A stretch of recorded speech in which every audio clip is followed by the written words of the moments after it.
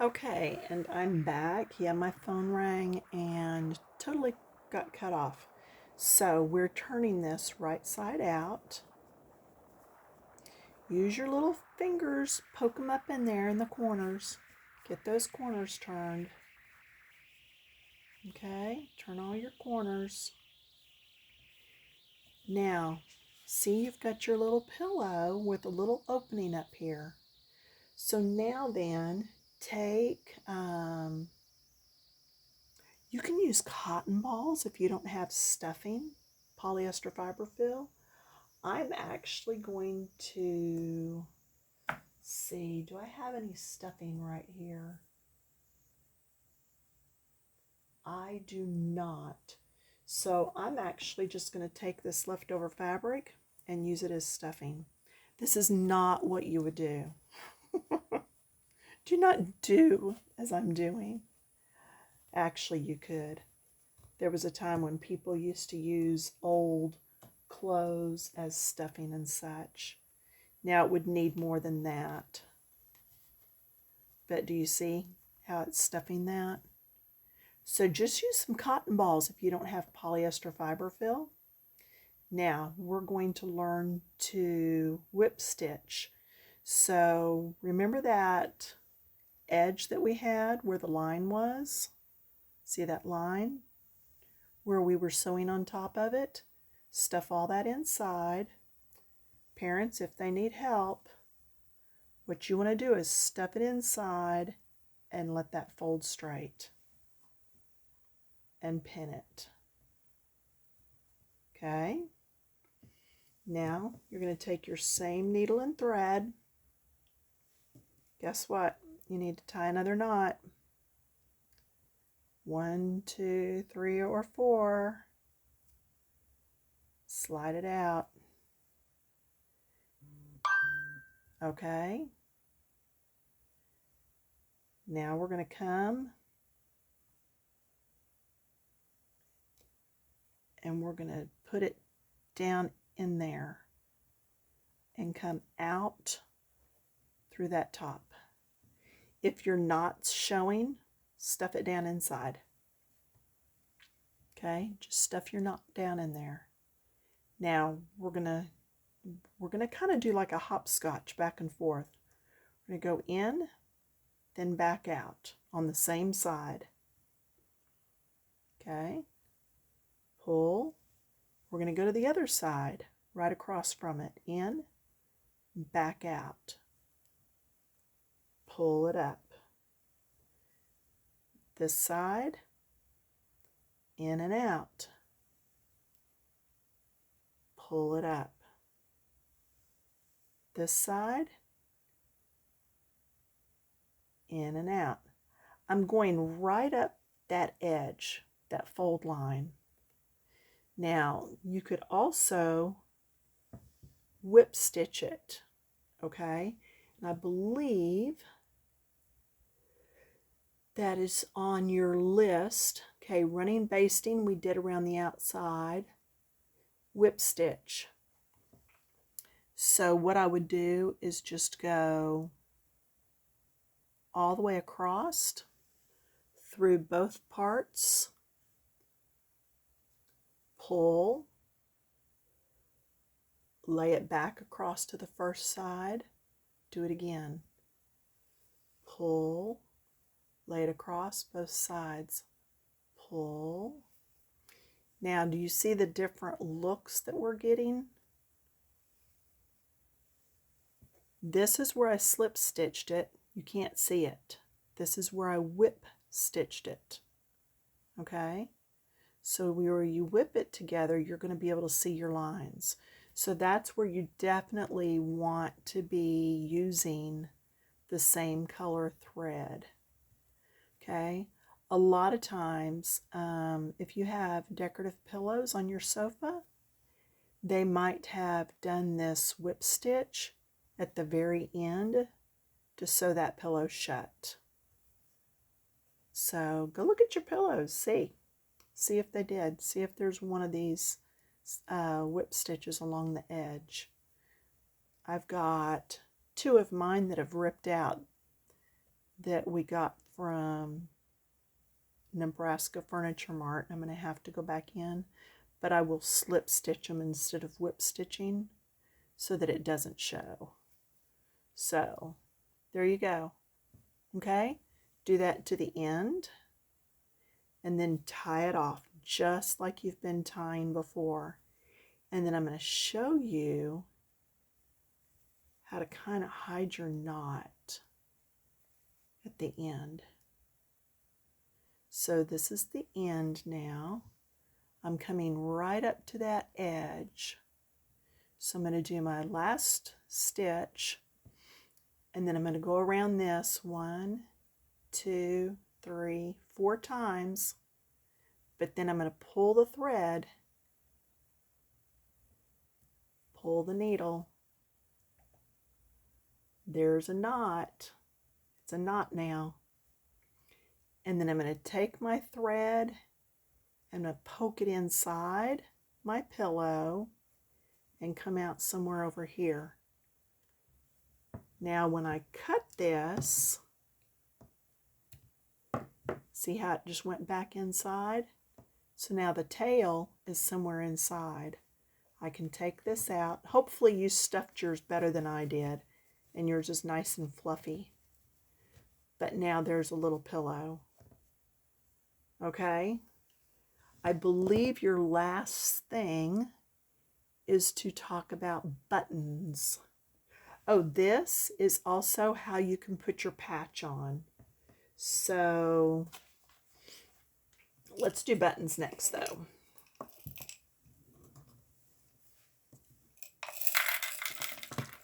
So there are so many different kinds of buttons. There's some like this. See how that's got some gold little stuff on the bottom? And it's got the loop in the back. That's called a shank. That's a shank button. You put it on by going around. Okay, you're going to do your knot just like before. Okay, because you're going to need a knot. Then to put a button on, come up through your fabric and you would slide that button onto the needle. Okay, see how it's on there?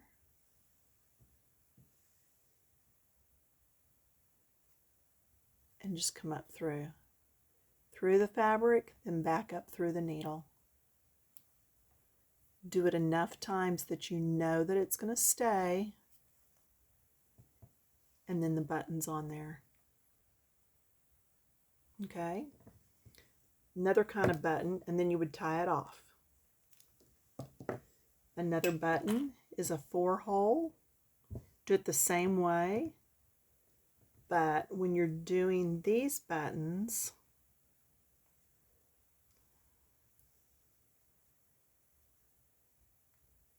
let's see, you're going to come up, then you're going to go across and go down. Okay, play like this is on your shirt.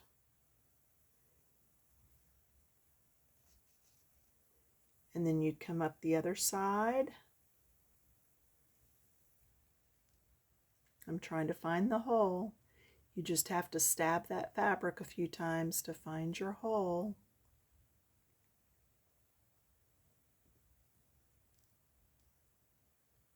Oh, it's right there.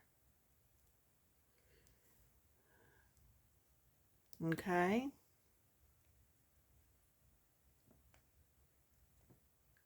My needle's really little, so I'm having a hard time. And then you go back down through the top hole.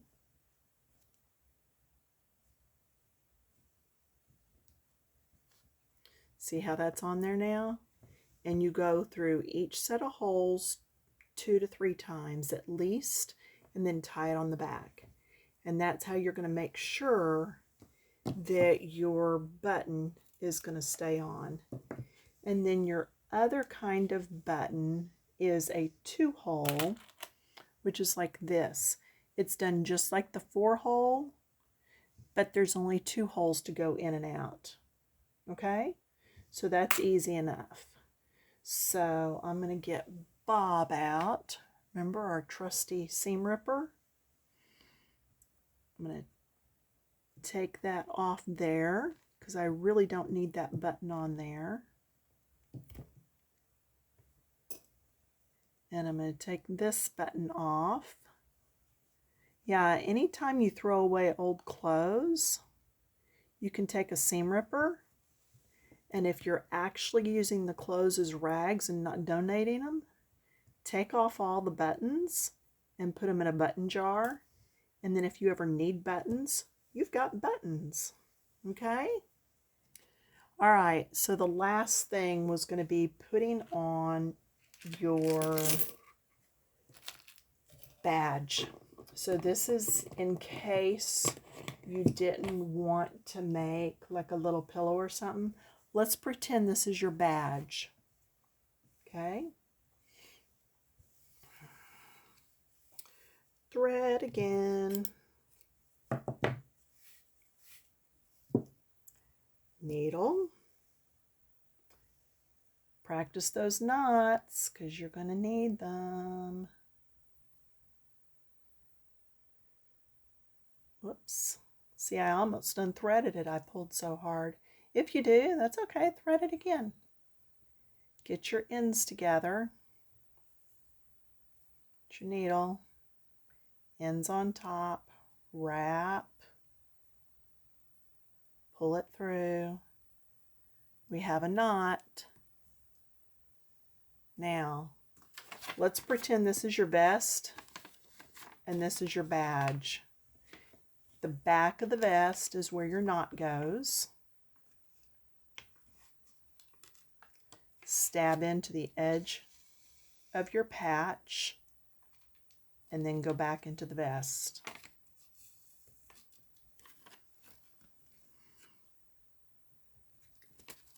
Into your badge.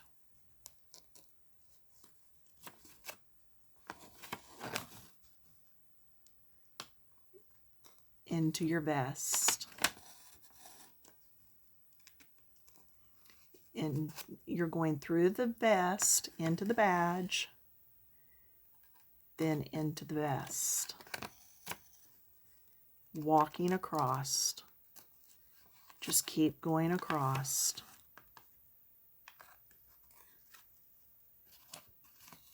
Okay, just keep going. And you're going to do this all the way around your badge. Again, use whatever color thread is on the outside of that badge, whatever the trim color is. So if it's got like a white zigzag trim on it, sew it in white. If it's got green on it, sew it in green. Now, you want to try to stay close to the edge. You don't want to stab your vest all the way up there and your patch all the way down here. Do you see how that kind of looks tacky? Okay. It works, but how much better does this look? Okay, so if you have a couple like that, it's okay, but just try to get back on track right away. Try to get back to those little stitches up through the vest, down through the patch and the vest. Now, does it matter? Could I have done the patch first? Yeah, I can come up through this and then down through there. It doesn't matter which way you do it. Just however you start, keep going that way. Okay? So just keep doing that all the way around. When you're done, tie your knot in the back, just like we did knots earlier. All right, let's look at my phone and see if we have anything else on your list here. We did the cutting lines, the sewing lines, threading the needle, not the beginning, not at the ending, and hand sewing skills, simple pillow, or whip stitch on your badge or your patch. Okay? All right. Congratulations, girls. Doing a great job making the sewers of America so happy and pleased that you're doing this. Keep sewing, keep learning, don't ever give up. All right. Thanks. Have fun. Congratulations.